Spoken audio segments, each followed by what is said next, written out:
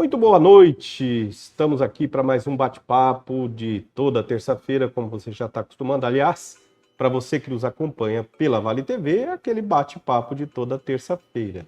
E para você que nos acompanha pelas redes sociais, YouTube e Facebook, é o nosso bate-papo de toda quarta-feira aqui no Hashtag. Muito obrigado pela sua companhia, para nós é sempre um prazer muito grande contar com a sua audiência. E essa terça-feira ela será um pouco diferente. Normalmente, nos últimos programas, nós temos nos dedicado a tratar de um tema específico. Nessa terça-feira, nós decidimos dividir o nosso tempo para tratar de dois temas completamente diferentes, mas que naturalmente nos interessam muito. Primeiro, já no primeiro bloco, nós vamos falar um pouco sobre a crise que há algumas semanas você tem acompanhado pelos noticiários e envolvem lá o Hamas e o Estado de Israel. Aliás, uma crise muito triste que nos preocupa bastante e que nós vamos, ao longo desse primeiro bloco, discutir e tentar entender exatamente o que é que está acontecendo por lá, né? E depois, nos segundo, terceiro e quarto bloco, nós iremos falar sobre vacinação infantil, que é um tema também extremamente importante e que pode salvar vidas, né? Então, como sempre, eu te convido a participar da nossa prosa, você que nos acompanha aí pelo YouTube, pelo Facebook, vai lá no chat, manda a sua pergunta, participe com a gente, porque para nós é um prazer muito grande contar com a sua participação. Para você que nos acompanha aí pelo Spotify e pela Vale TV, fica o convite para que você venha toda quarta-feira participar ao vivo da nossa prosa aqui nas redes sociais. Para falar sobre vacina, nós estamos recebendo aqui no nosso estúdio o Dr. Vitor Carvalho, que é médico pediatra e vai dar várias dicas importantes para você, mamãe e papai, que quer entender um pouco mais como é que funciona esse universo vacinal para as crianças. Dr. Vitor, seja bem-vindo ao Hashtag e muito obrigado mais uma vez pela sua participação. Obrigado, Alan. Muito bom estar aqui com vocês do canal. Vamos tirar as dúvidas aí do pessoal sobre vacinação. Perfeito. É isso aí. Então, você que nos acompanha aí pelo YouTube, pelo Facebook, fica ligadinho. Lá no segundo, terceiro e quarto bloco, nós vamos falar muito sobre vacinação infantil.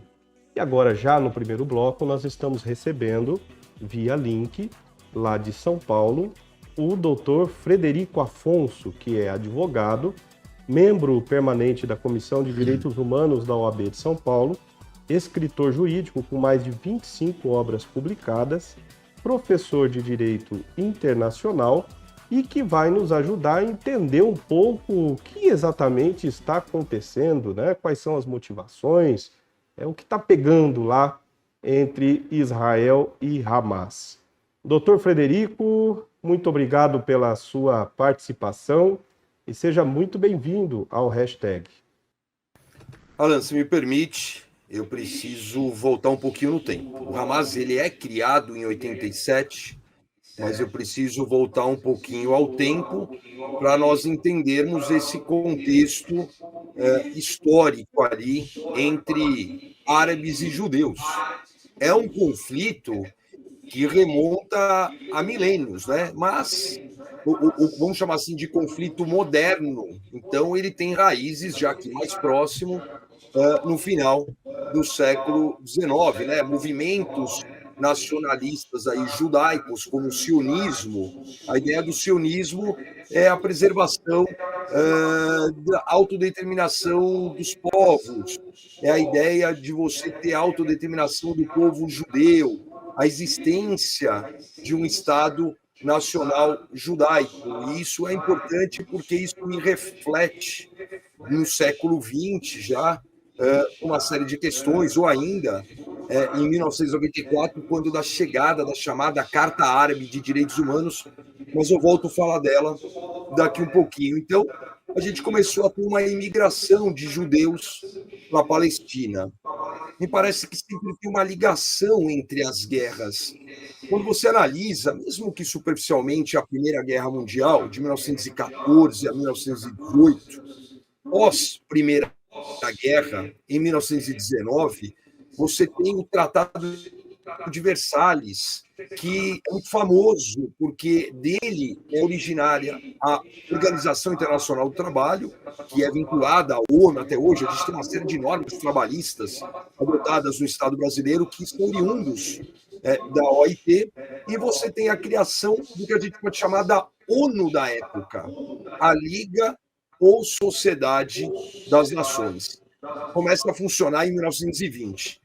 Maldosamente, alguns apontavam como um clubinho de estados, porque, especificamente, o Senado americano nunca autorizou o ingresso dos Estados Unidos à Liga das Nações. O Brasil fez parte, a União Soviética fez parte, entrou, saiu, enfim, mas teve uma participação. E aí o que acontece? Após a Primeira Guerra Mundial, a Liga das Nações deu à Grã-Bretanha o controle da Palestina. Então, esse chamado mandato britânico, que vai ali de 17 até 48, houve um aumento da migração judaica para a região. E, consequentemente, cresceram as tensões com os árabes palestinos. Eu volto um ano. Em 47, a ONU, então a gente já acaba a Segunda Guerra Mundial, que é de 39 a 45.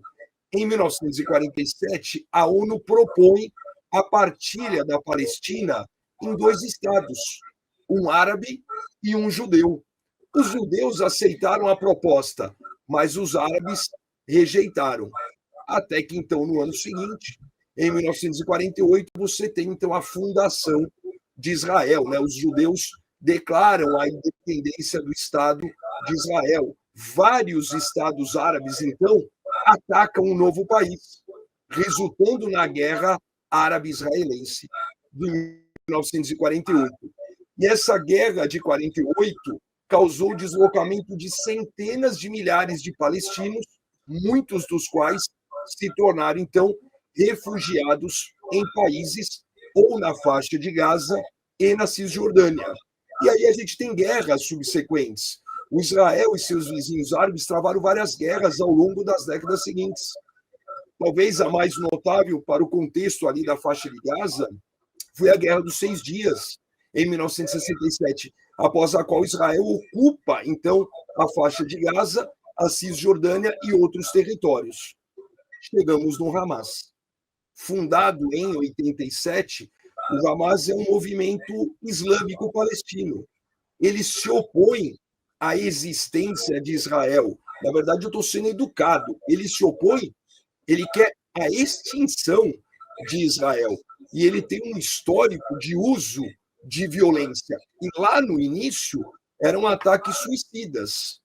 Então, Hamas surge, não vamos falar aqui como um movimento terrorista, mas ele surge como um movimento extremamente violento. A gente avança um pouquinho, você chega, então, aí nas ondas de protestos palestinos, as chamadas intifadas, né?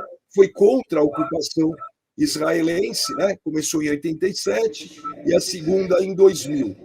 Tivemos os acordos de Oslo. Então, a Noruega, por exemplo, é um país que não fala que o Hamas é um grupo terrorista. Vou tentar explicar isso daqui um pouquinho, porque essa questão cheia de dedos de falar de fato que Hamas é um grupo terrorista. Mas, de toda forma, ali, nos anos 90, a Organização para a Libertação da Palestina desassina os acordos de Oslo, que virava criar um Estado palestino independente. No entanto, mais uma vez, né, muitos detalhes ali não foram resolvidos e os acordos falharam em trazer uma paz duradoura.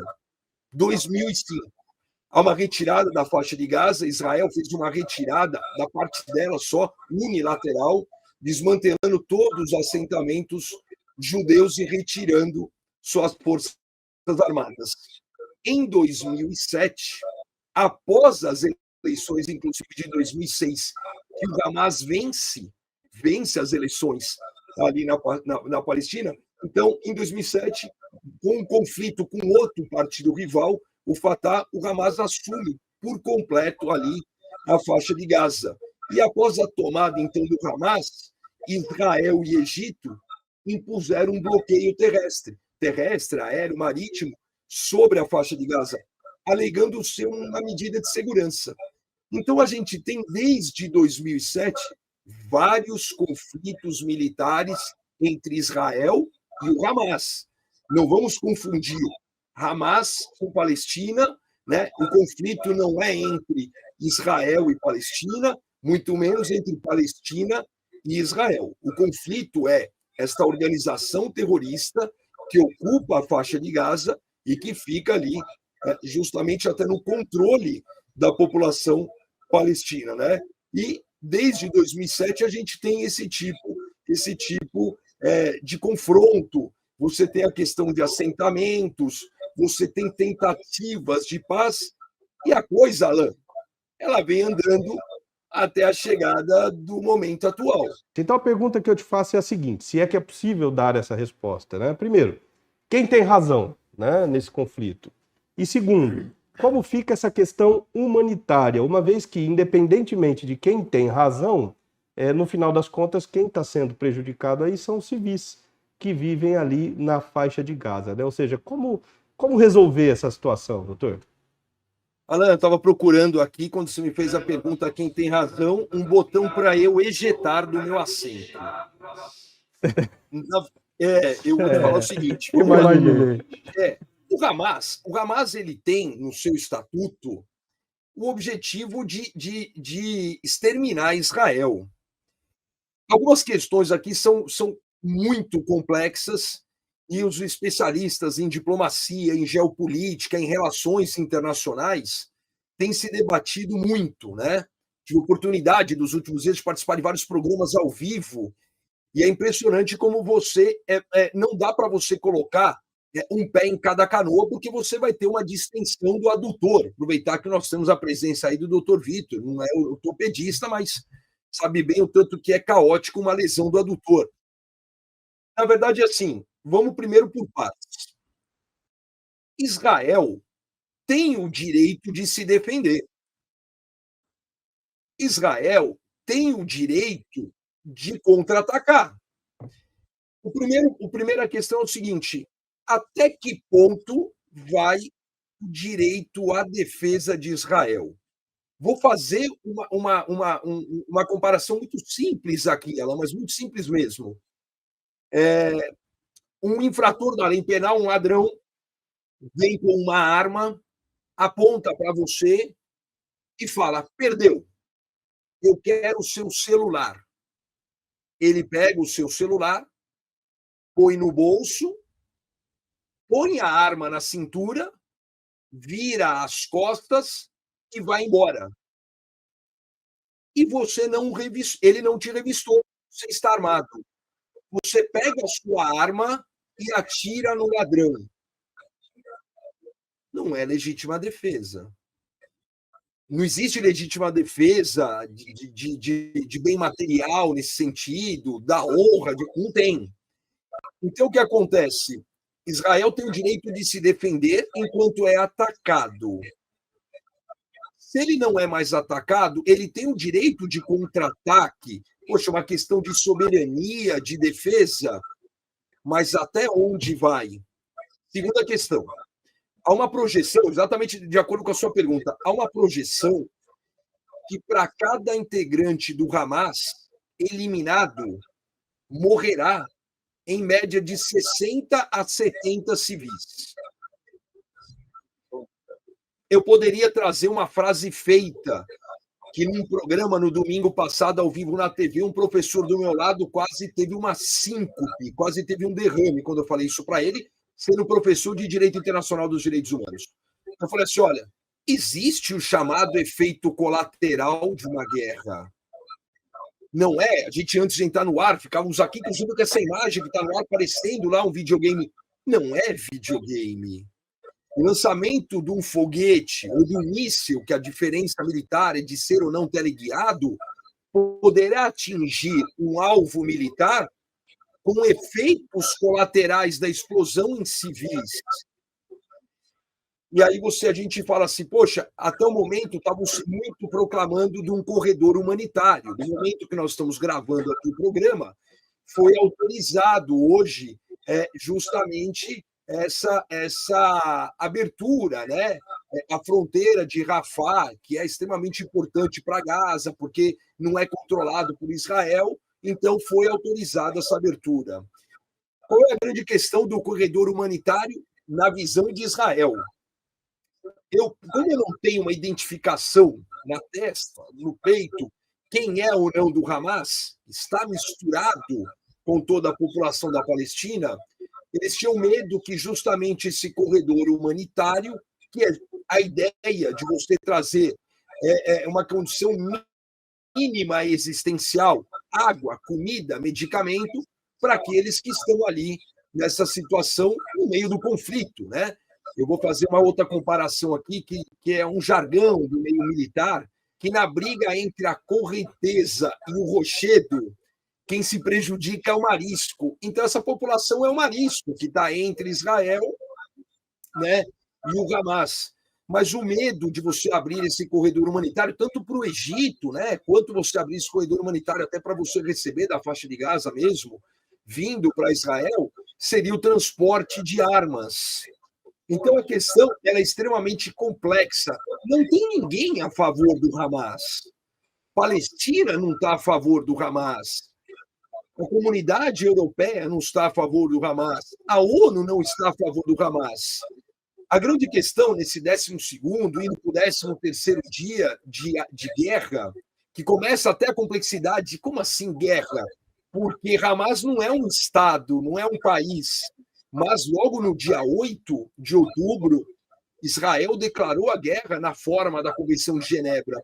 Então, o que acontece? Você tem um estado de guerra e você acaba trazendo as convenções de Genebra de 1949 para o tabuleiro, né? Você tem regras.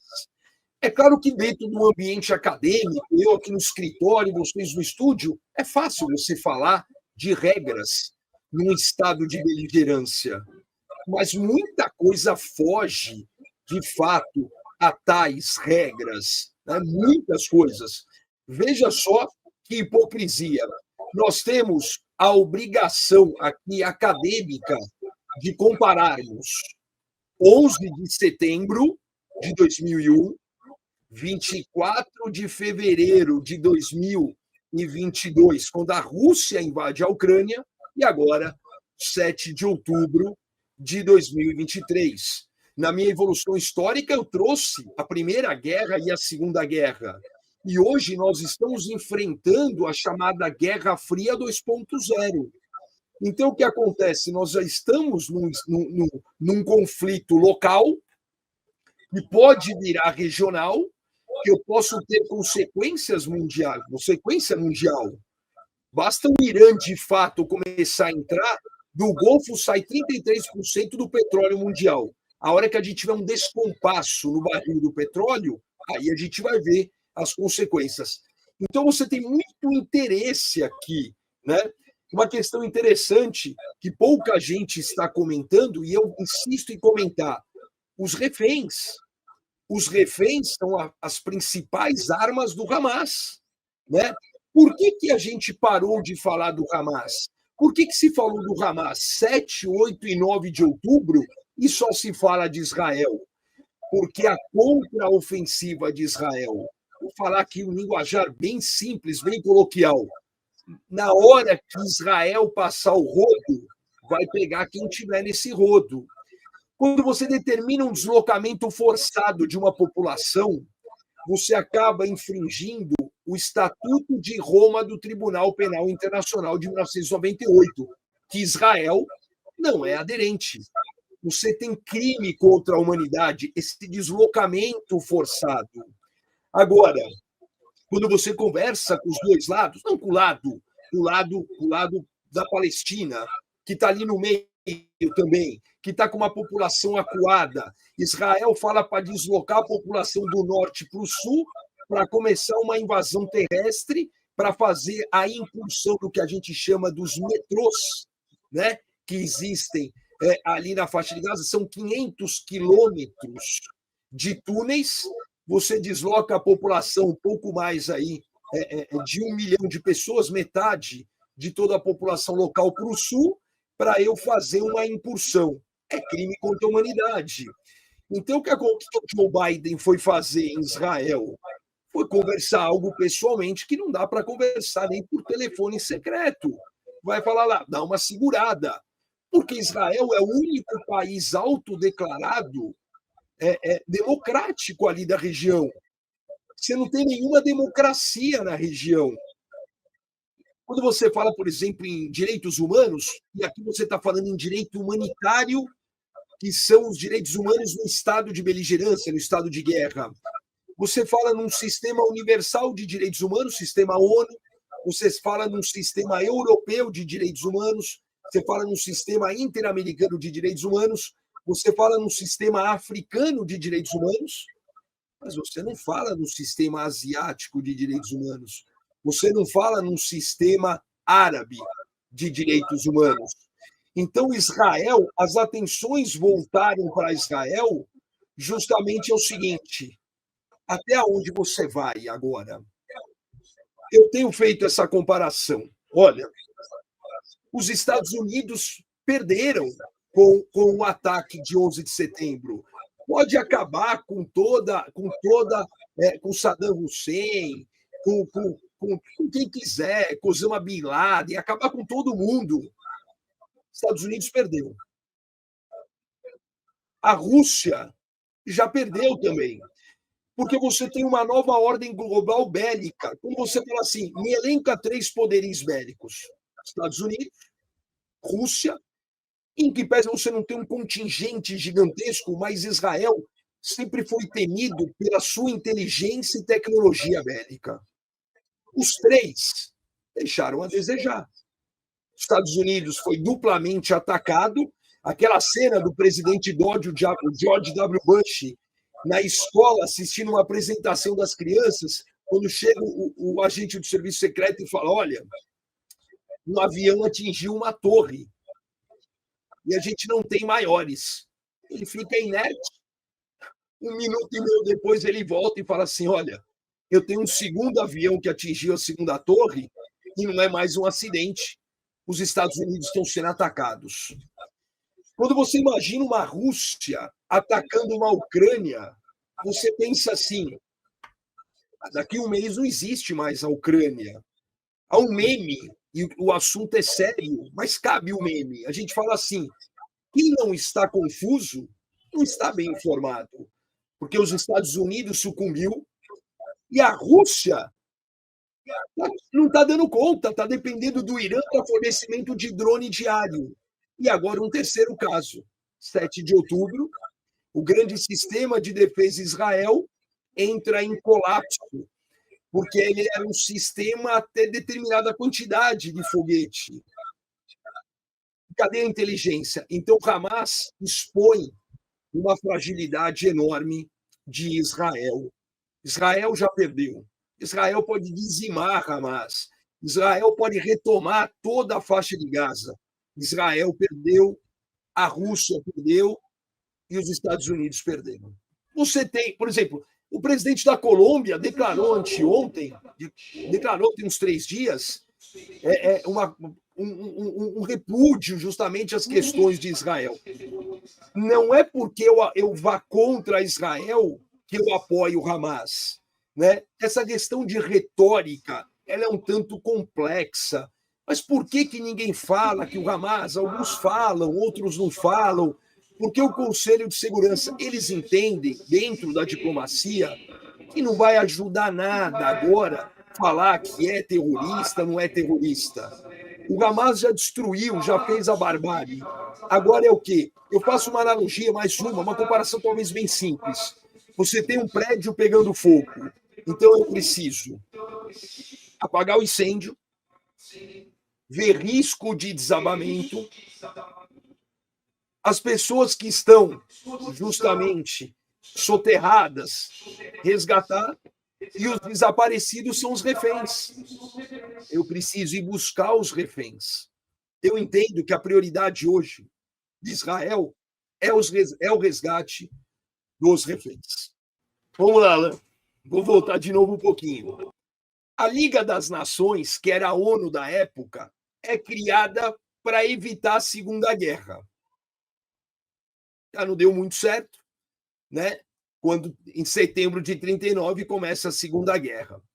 A ONU ela é fomentada a partir de 43. Estados Unidos, com Roosevelt, a União Soviética com Stalin e o Reino Unido com Winston Churchill.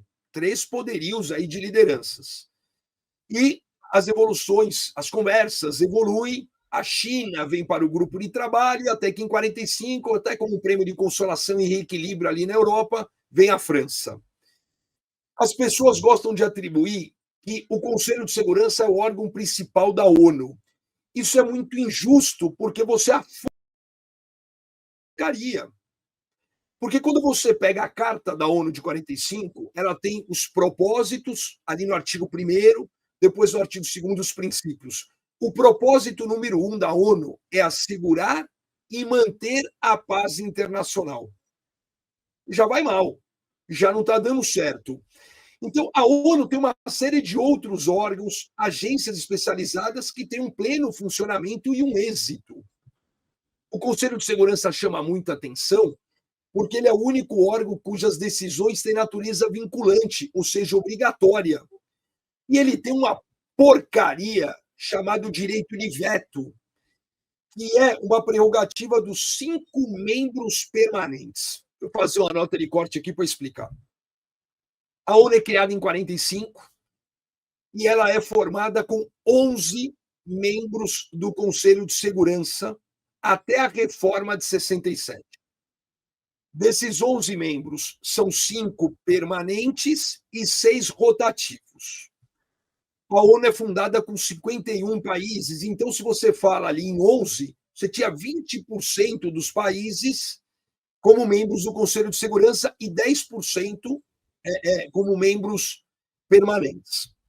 Em 1967, você já tem um avanço, e de 51 países, eu tenho 117 países. E aí eu passo dos 11 para os 15 atuais.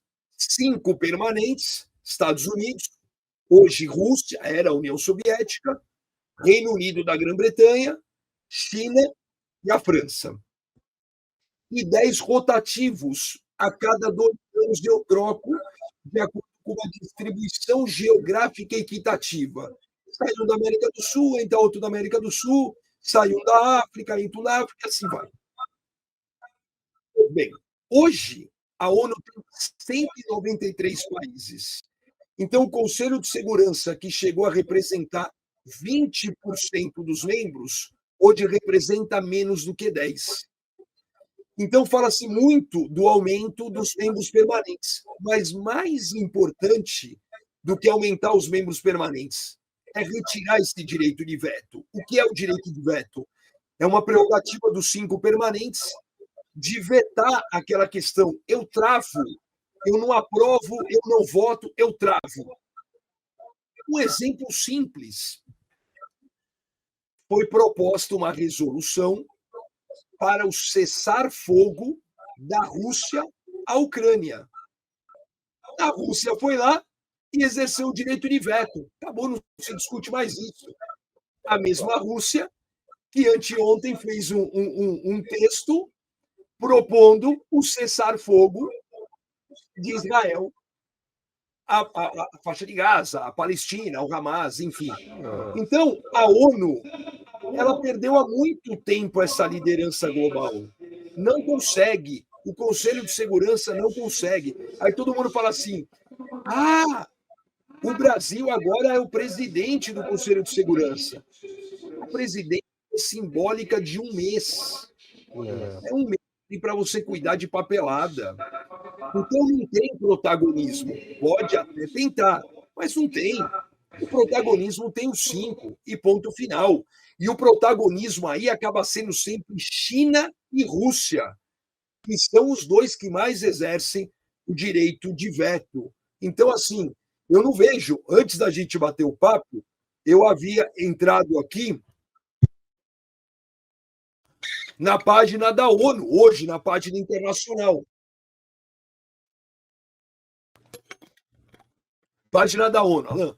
Os Estados Unidos vetaram, na quarta-feira, uma resolução do Conselho de Segurança da ONU que teria apelado a pausas humanitárias para entregar ajuda vital a milhões de pessoas em Gaza. O fracasso do Conselho em fazer a sua primeira intervenção pública sobre a crise Israel-Gaza seguiu-se a rejeição de um projeto apoiado pela Rússia na noite de segunda-feira. Em outras palavras, não está resolvendo, dificilmente vai resolver. Eu queria que rapidamente o senhor dissesse para nós agora quais são as projeções de futuro, né? Como é que o senhor acha que deve avançar esse conflito? Será que é possível imaginar uma solução pacífica por curto prazo? O Hamas, no texto do Hamas, no seu estatuto, né, ele traz justamente a não solução pacífica. A organização não está disposta a ceder nenhuma parte do território palestino, nem aceitar as soluções pacíficas propostas por órgãos internacionais. A gente tem aquele ditado populado: quando dois não querem, um não briga, né? Quando dois não querem, não sai briga. Aqui, um quer a briga. Então, assim, quem seria essa autoridade, essa liderança nacional? Primeiro problema, não são os Estados Unidos.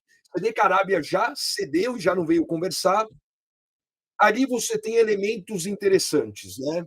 Então, a Rússia tem um interesse no aumento da guerra, pelo apoio bélico, de logística, de material bélico a Israel.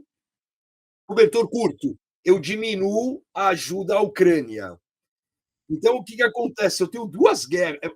Ninguém está lembrando, mas a gente tem duas guerras em andamento, né?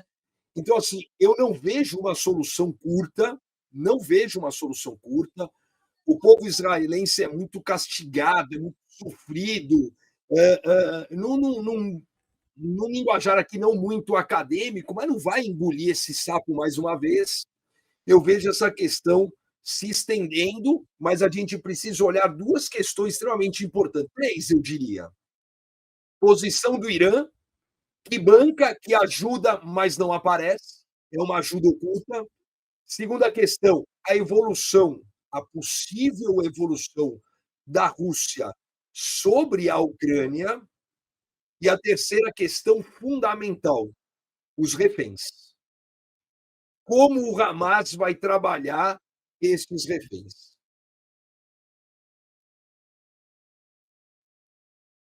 Tá bom, é claro que nós torcemos para que esse conflito se resolva o mais rápido possível, mas infelizmente eu concordo com o senhor e também não vejo no horizonte curto, né, nenhuma possibilidade para isso.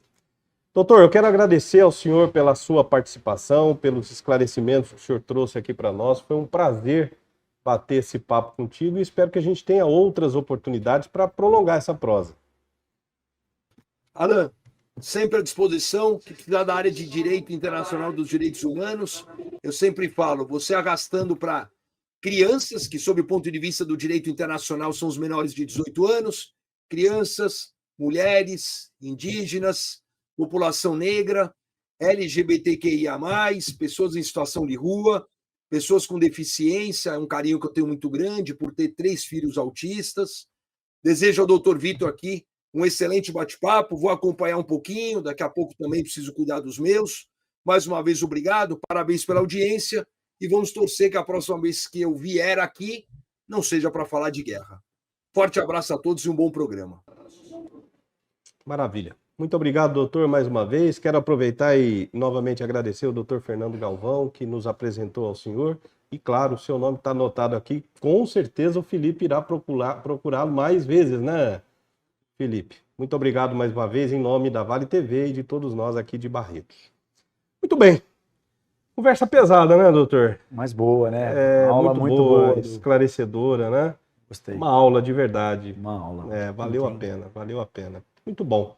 Eu quero dizer a você que nos acompanha pelo YouTube e também pelo Facebook que você pode participar da prosa É verdade que o Dr. Frederico, infelizmente, não nos acompanhará agora nos próximos blocos, mas você já sabe, nós iremos falar também sobre vacina ainda hoje, né? Então, vai lá para o chat, participa com a gente, manda a sua pergunta, que é sempre um prazer muito grande contar aí com a sua participação.